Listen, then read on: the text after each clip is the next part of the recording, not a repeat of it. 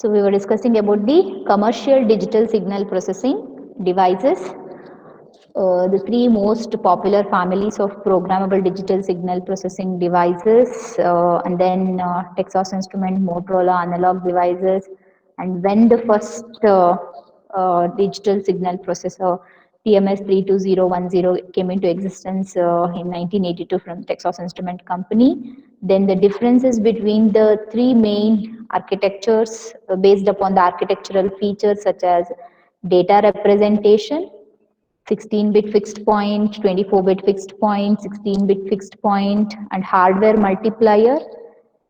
Here we have 16 cross 16 hardware multiplier, 24 cross 24 hardware multiplier, and 16 cross 16 hardware multiplier. So we were discussing about that. And our arithmetic logical unit, 32-bit ALU, 56-bit ALU, and 40-bit ALU, and what kind of internal buses, program data bus we have based upon how many bit processor it is. So this is the difference. And external bus is 16-bit program slash data bus, 24-bit program or data bus, 24-bit program bus or 16-bit data bus, and we have on-chip memory. So what are the sizes of on-chip read and read-only memory and read and write memory, random access memory what we have, and the off-chip memory, 64-bit 64K words data, 2 into 64K words data, and 64K words data. And about the cache memory, we don't have here, we have here 16 words program, and we have instruction cycle time 100 nanoseconds or machine cycle time 100 nanoseconds, 97.5 nanoseconds, 125 nanoseconds. And we have special addressing modes, bit reversed addressing mode, and it is all used in only TMS 320C25, whereas modulo and bit reversed addressing mode, both the addressing modes are used in DSP 56000 and ADSP 2100. Is my voice audible? Yes, Yes, ma'am. yes, Thank you. ma'am. Thank you. We'll continue. Data address generators. We have only one data address generators, but in these two, we have two data address generators. And coming to the last point, we have interfacing features, synchronous serial input output direct memory access, synchronous and asynchronous serial input output direct memory access. It is only direct memory access. The architectural features we were discussing, the functional architecture diagram of TMS320C54XX processor is shown in figure 1. So this, and it consists of central processing unit, it consists of ALU, 40-bit ALU, arithmetic logical unit, and a 40-bit accumulator, a barrel shifter, 17 cross 17 multiplier, a 40-bit adder, and a data address generation logic with its own arithmetic unit we have. And also we have a program address generation logic circuit which generates the program addresses. Architecture of digital signal processor will have a functional units which are supported by the number of registers and logic in the architecture. So instruction set with hardware supported instructions are available, and also single instruction repeat and block repeat operations are available. Block memory move instructions we have here, instructions that pack 2 or 3 simultaneous reads, and also arithmetic instructions with parallel load and store is also there. So we are having these kinds of instructions. The above instructions makes these devices very efficient for running high speed DSP algorithm.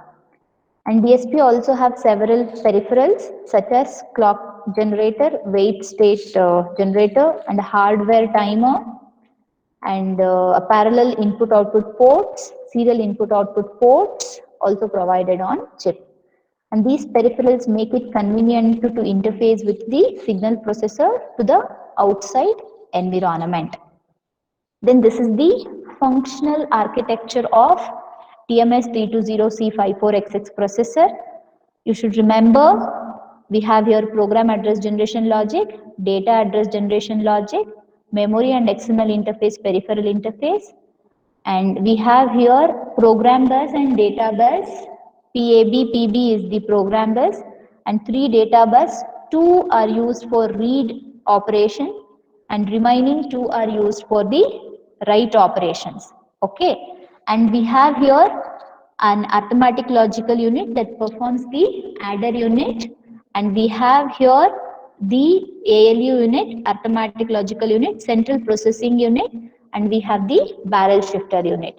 So last class we were discussing about this particular circuit, and after this circuit, what kind of bus architecture is used here?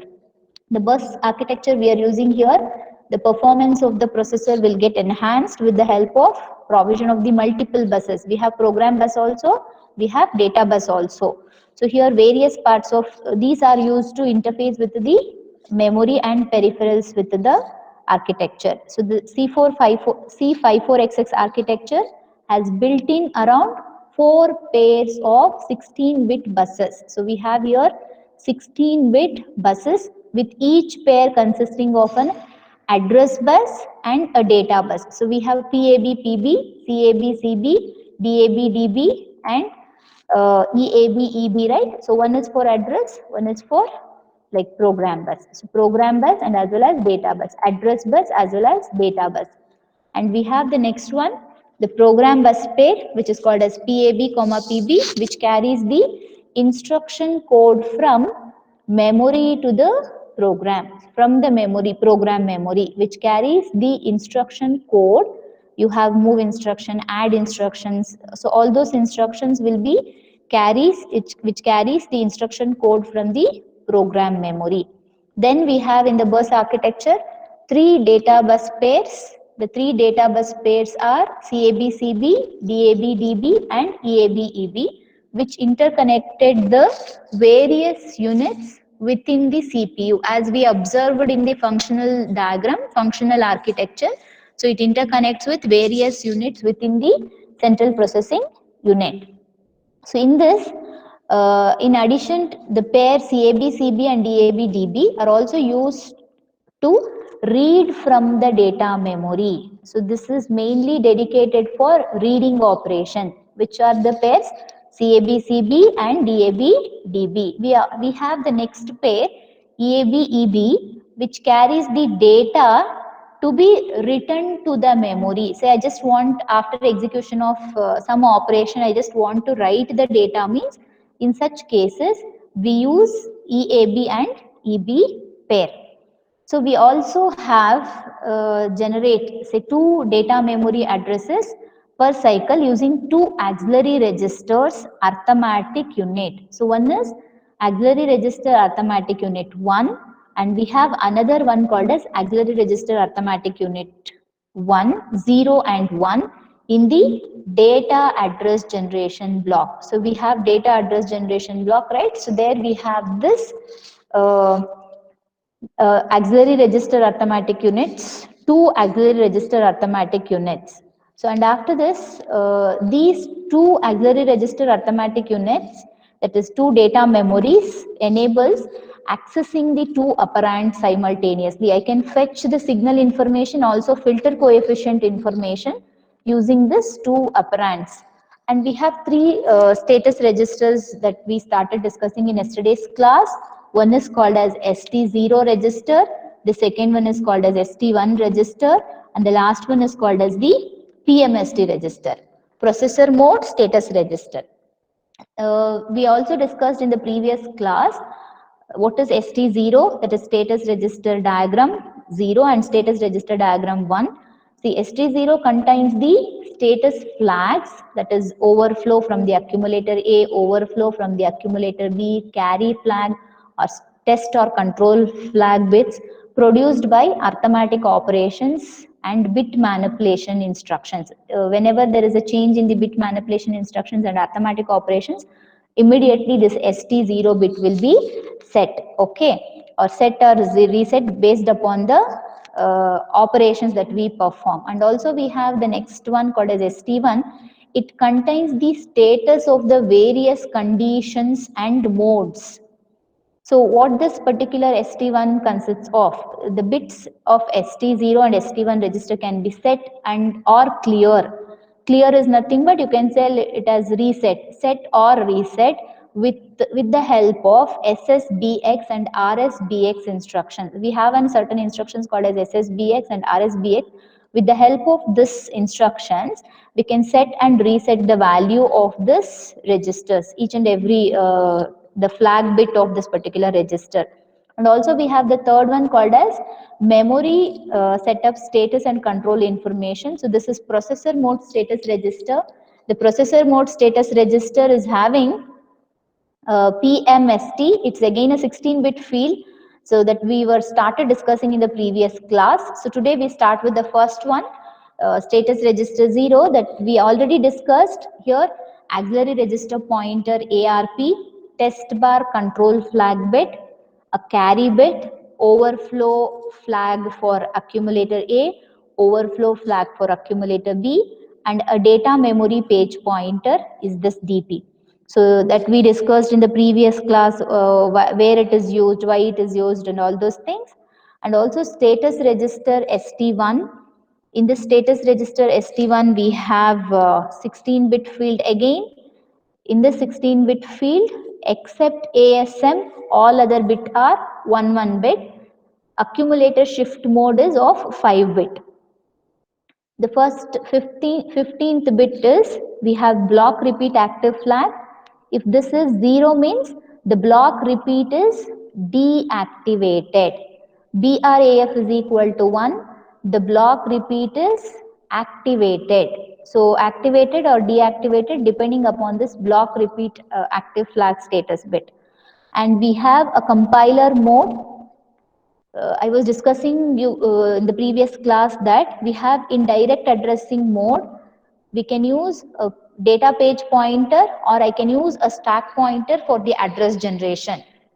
So in this compiler bit, if the compiler bit is 0 means for the address generation, data page pointer is used. If the compiler bit is 1 means stack pointer is used for the address generation.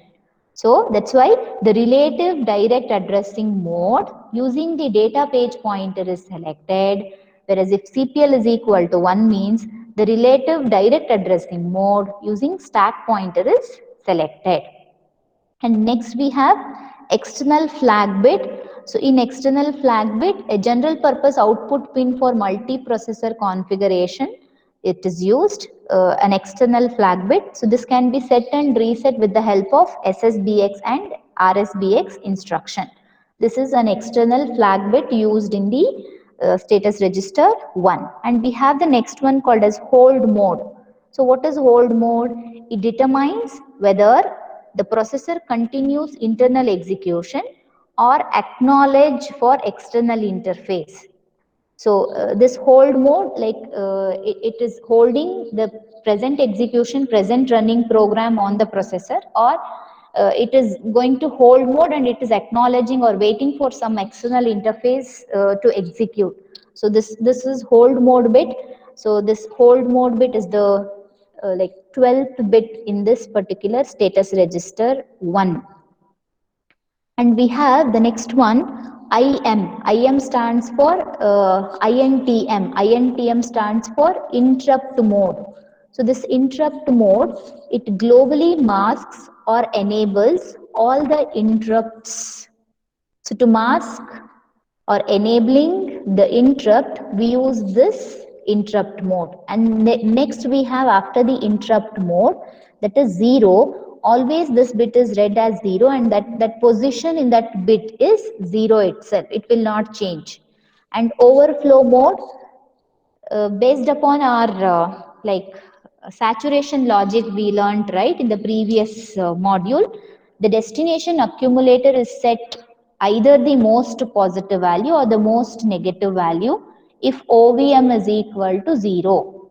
So if OVM is equal to 1 means overflowed result is in the destination accumulator. Say overflow result has the result has come up with the answer that has overflowing the destination. So hence that automatically OVM bit will be equal to 1. Say otherwise, OVM bit is equal to 0. When that will be is equal to 0? Either the destination accumulator is set with, uh, most positive value or the most negative value. Okay, so this is OVM is equal to 0 and OVM is equal to 1. So next we have is sign extension mode, that is SXM. So sign extension mode is equal to 0 means the sign bit is suppressed. The sign extension mode is equal to 1 bit means the data is sign extended. So sign extended means the most significant bit will be 1 and we are extending that particular bits further most significant bit as 11111. So if the sign extension bit is 0 means, so that will be suppressed, and all the most significant bits what we do is we usually make that particular bit as 0. Further we'll discuss about this bit in the upcoming slides. And we also have here the next bit. After SXM bit, we have C16 bit. So what is the C16 bit is?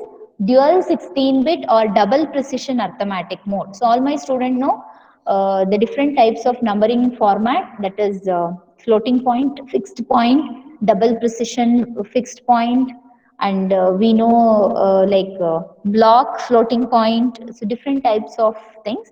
Here this C16, it is called as dual 16 bit or double precision arithmetic mode. So what it will do when the C16 bit is equal to 0 means the arithmetic logical units operates in the double precision arithmetic mode.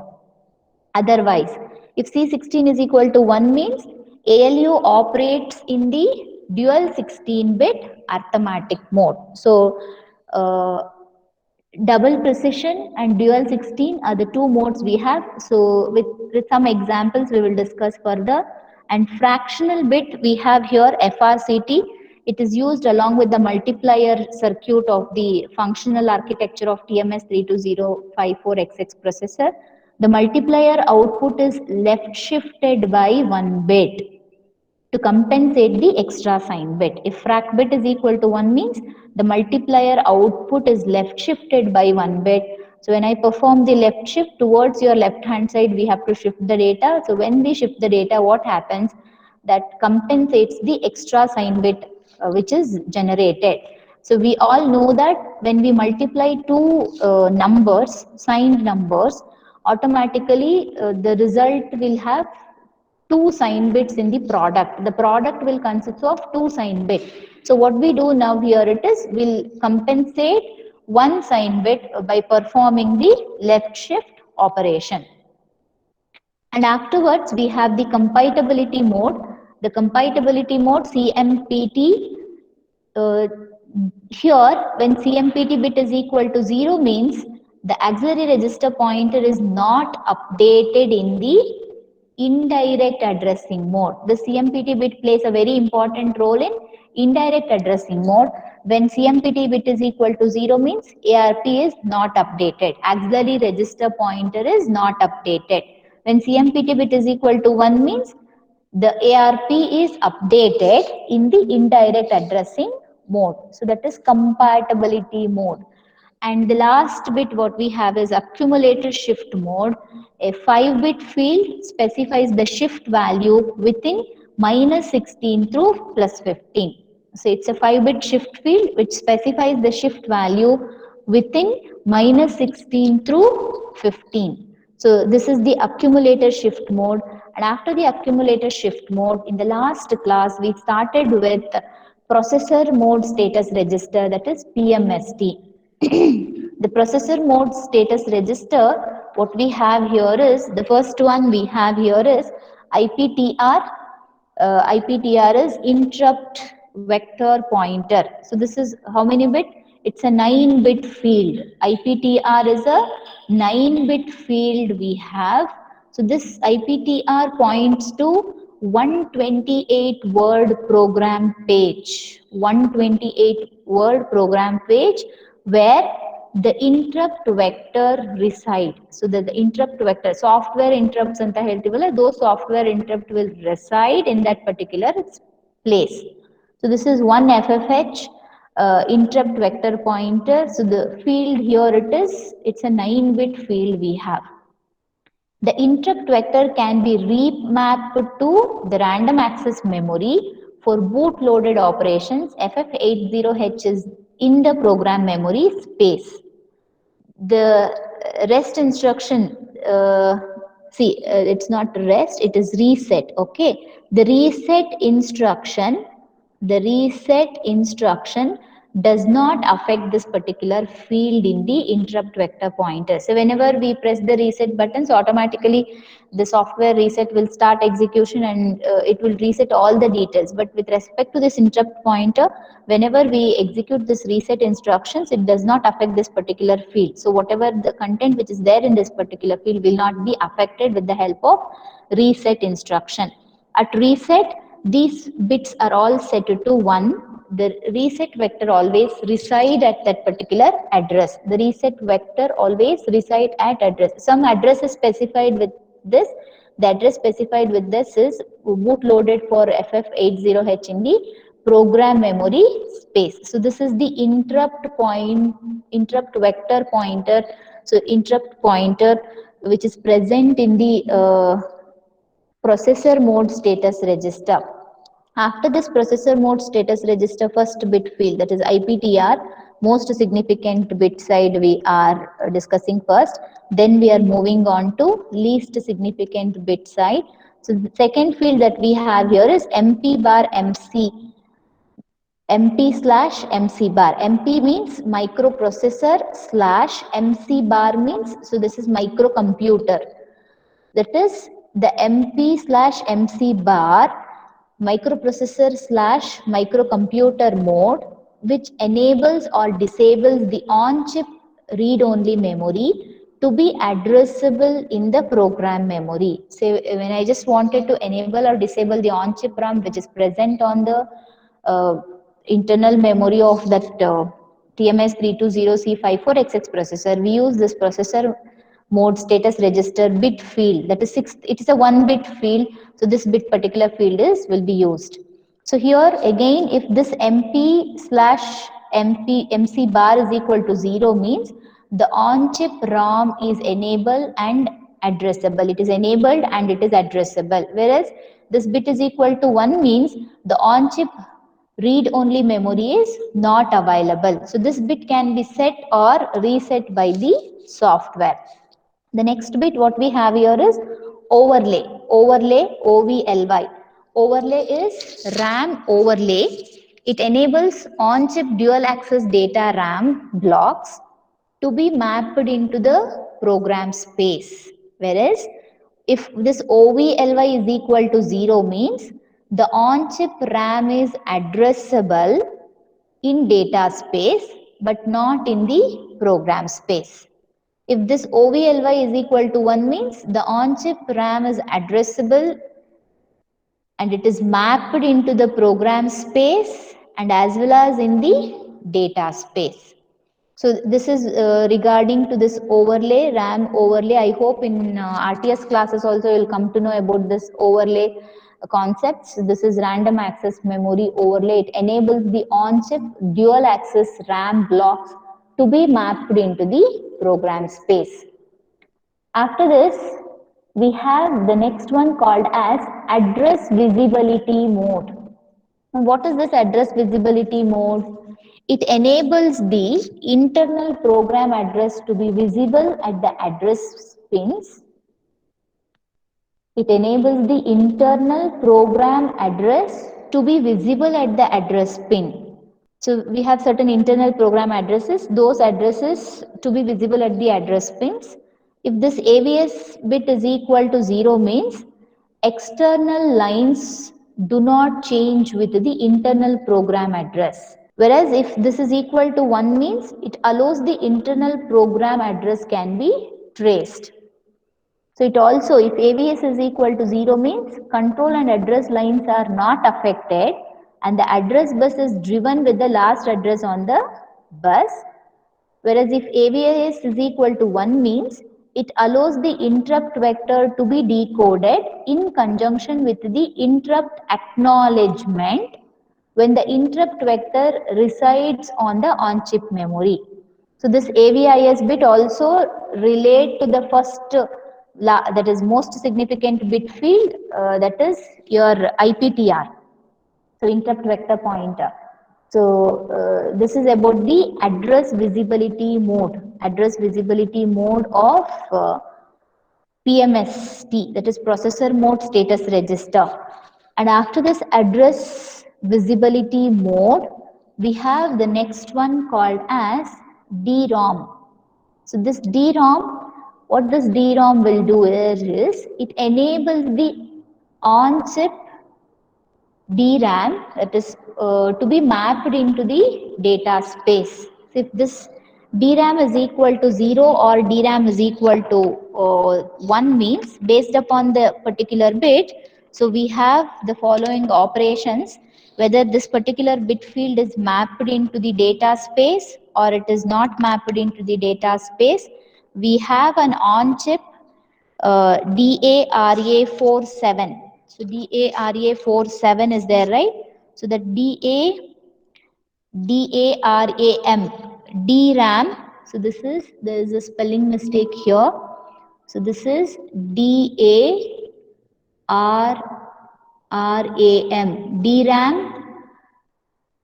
DARAM 4 to 7 bit, and here also it is DARAM 4 to 7, and here also it is DARAM 4 to 7.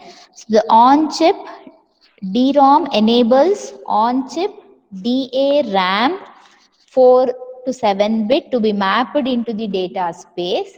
If this bit is equal to 0, it is not mapped into the data space.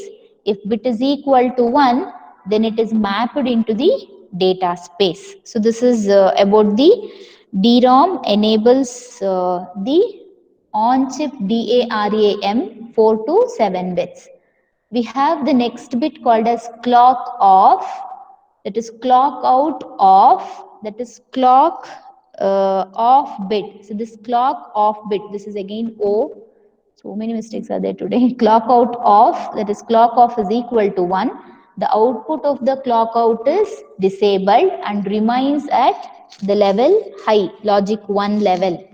So the next bit we have here is saturation on multiplication. If this bit is equal to 1, this SML is equal to 1 means saturation on of a multiplication result occurs before performing the accumulation in a MAC, that is your multiply and accumulation unit of multiply, add and subtract instruction we have, MAS instruction we have. So with respect to that particular instruction is concerned. And this bit applies only when OVM is equal to 1 and fract bit is equal to 1. Fract is fractional bit, OVM is overflow mode. If both the bits are 1, then this bit is applied. So otherwise we are not going to apply the saturation on multiplication. And also we have the next bit called as saturation on store. The saturation on store is SST is equal to 1. That is saturation of the data from the accumulator is enabled, storing in memory. The saturation is performed after the shift operation. So this saturation on store SST bit is also present.